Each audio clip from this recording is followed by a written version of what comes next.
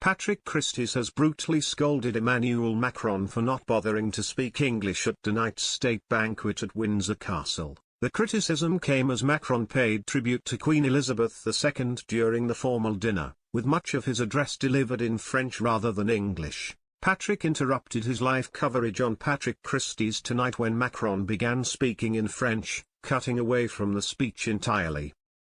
After cutting away, Patrick said, "Okay, I'm just going to come in now because Emmanuel Macron, the President of France, doesn't appear to be doing anyone the courtesy of actually bothering to speak in English. So we'll wait and take it if he does, bearing in mind he's fluent. And of course, he's currently at Windsor Castle next to the King, who did make the effort to speak a little French. It might have been quite nice of Macron to return the gesture.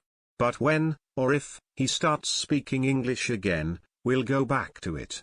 Editor-at-large at the Mail, Charlotte Griffiths, said, "I'd really like to be able to say I was fluent in French, I understood every word.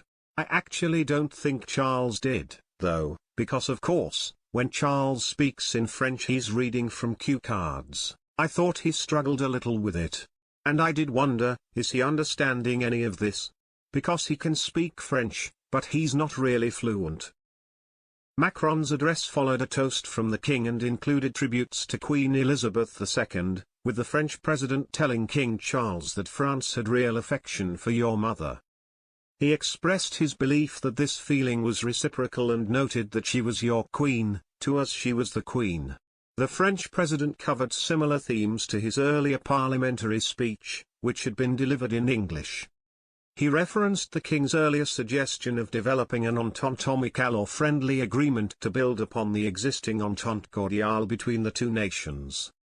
However, after these initial remarks, Macron transitioned into French for the remainder of his speech to the assembled diners at Windsor Castle.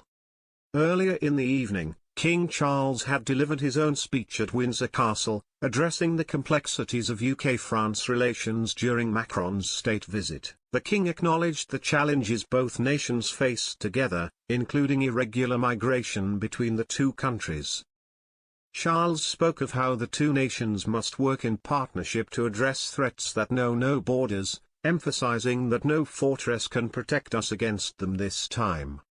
He described the relationship as built on cooperation and mutual fascination but also on amicable competition and occasionally even, dare I say, confusion.